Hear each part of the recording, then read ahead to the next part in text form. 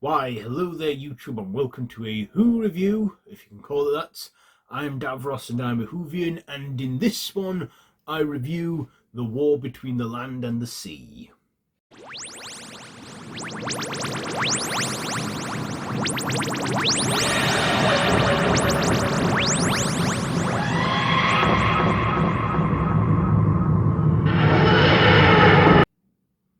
So yeah, this is a spin-off, so it's not actually a review of the main show, but I thought I'd just put it in there as a Who review anyway.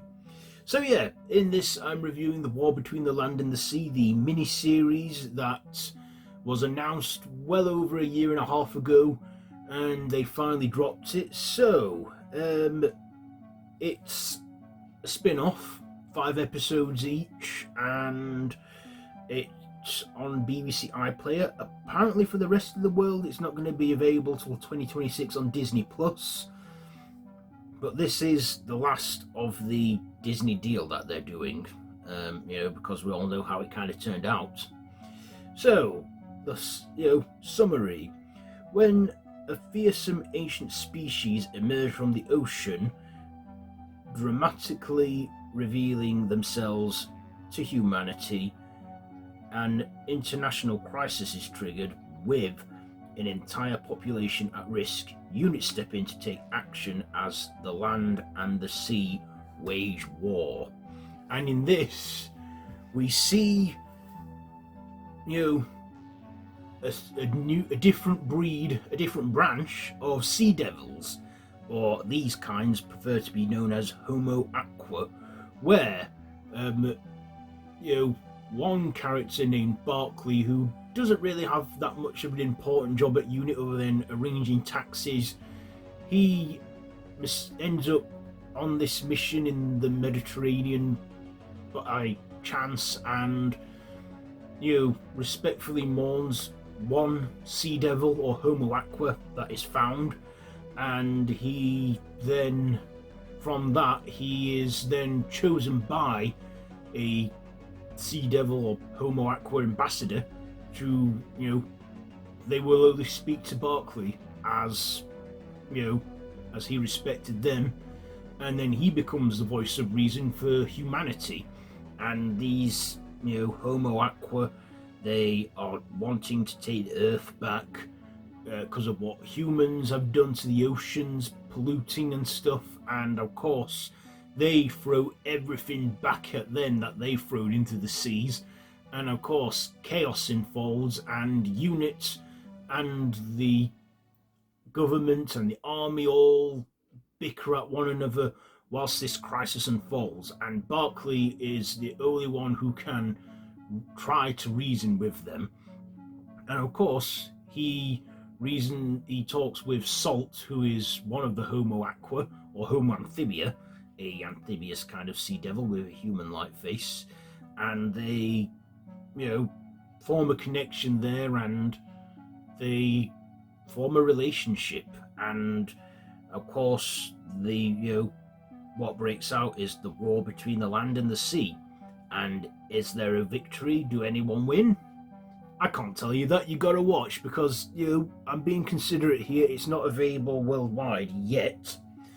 But what did I like about this series? Well, to be honest, I think this was actually better than Doctor Who has been in recent times.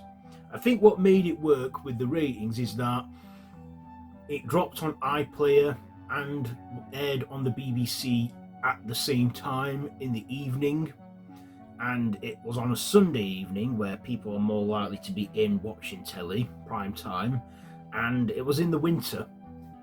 So people are more likely to stay in, as they see in the Who Culture videos, which is quite right. I think what kind of did fall apart for the Disney deal is them dropping Doctor Who, from midnight, from 8 a.m. before the main broadcast. And I thought that was a good convenience, but looking at it now, I'm thinking, yeah, I kind of can see that a bit. But,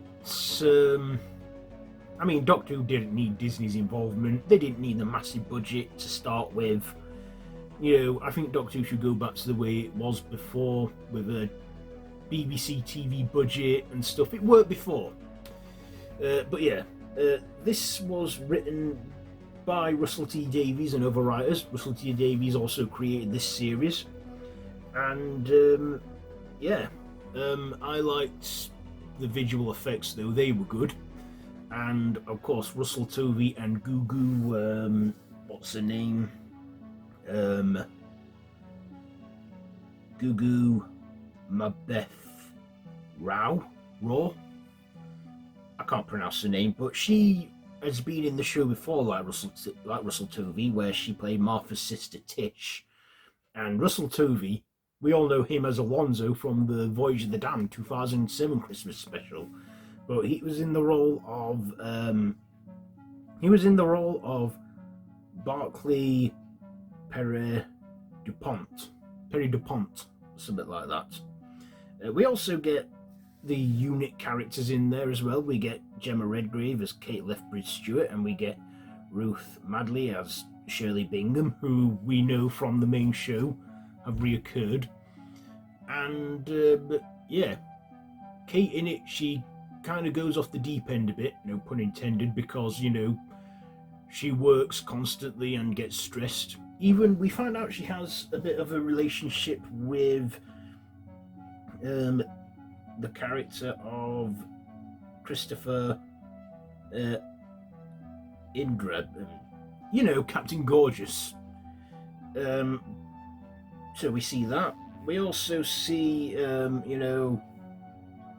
other characters in there, like corporate businessmen who only care about money and power.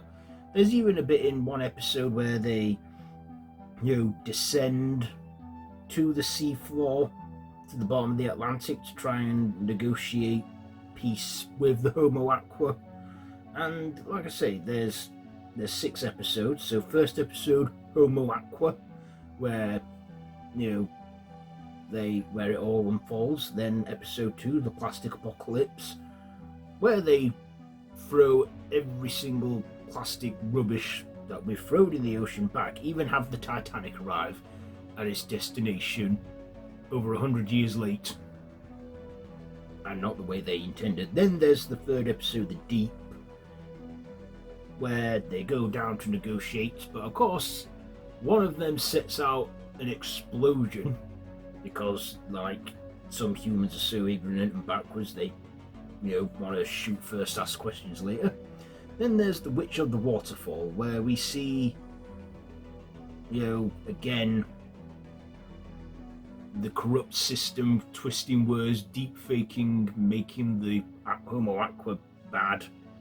Then we have the end of the war, but who wins? Like I said, I'll keep that spoiler free. But yeah, I like the performances we got with Russell Tovey and Gugu and Jemma Redgrave. Also, I liked the prosthetics and the makeup on the Sea Devils, or Homo Aqua. We only ever saw 2 that were amphibian, that were Homo Amphibia. But these look on the Sea Devils, they still have the turtley-like features in their face. They were kind of redesigned. I mean, it's like the Silurians, how they were redesigned for the modern era, but the Doctor acknowledges they're a different branch of the species. And again, I think with this, the Sea Devils, we got a different branch of them. I mean, the Sea Devils have returned in the revival era of Doctor Who, in the 2022 Easter special, Legend of the Sea Devils, where they pretty much look like the classic kind of Sea Devil with modern, updated touch-ups. But these new tribes, this new species, they, of Sea Devil or Homo Aqua, they still made some of them look a bit human and what have you. One thing I will say is that there wasn't enough focus on them ones with the inhumanly like faces and features. They even spoke in their own language as well, which of course the Sea Devils probably do talk in their own language, but with the Doctor and the TARDIS translation, we can understand them.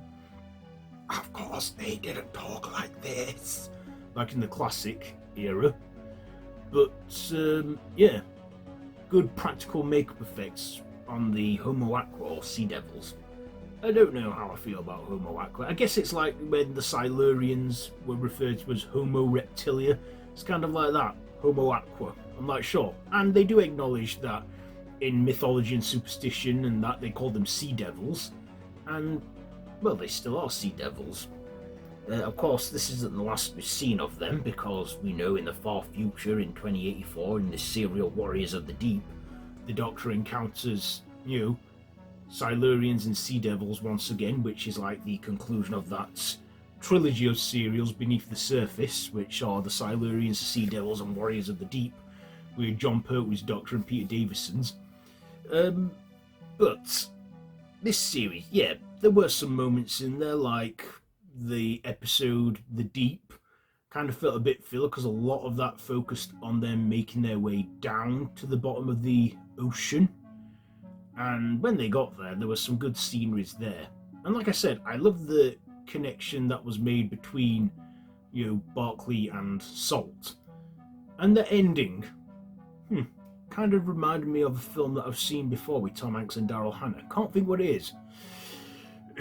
Splash. But yeah, there is a bit of a mid-credit scene in episode 5 with, Kate telling a jogger that he should pick up that bottle, and she goes a bit nuts at him for it.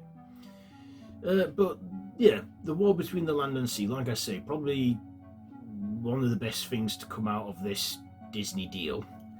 So yeah, but like I say, there are some dull moments, there are some downer moments, there are a lot of dark moments in there too that kind of delve into Torchwood territory.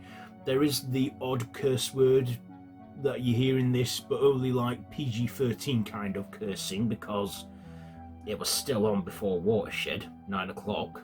They were on like at 8:30, except for the finale, that was on at 8. But yeah, we got the first 2 episodes drop, then the next 2 episodes, and then the finale on its own. So yeah, this was, like I say, a good mini-series. I don't think we're getting any more of this. And like I say, I think this is the end of the Disney deal. After this drops on Disney Plus, that's it from Doctor Who and Disney.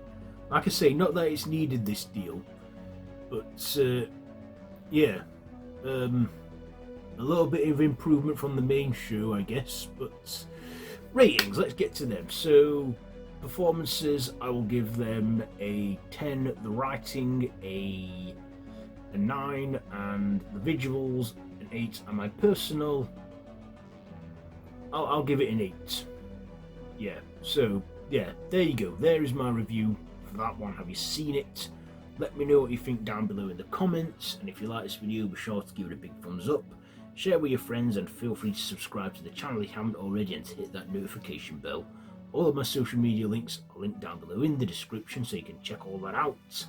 So yeah, hope everyone's having a good Christmas as of the time this video's up, and I hope you all have a great new year for 2026. So yeah, like I said, I've been Davros the Whovian. This has been a review on the war between the land and the sea. So until next time, if I don't see you now and I see you in 2026, until then, run for your life.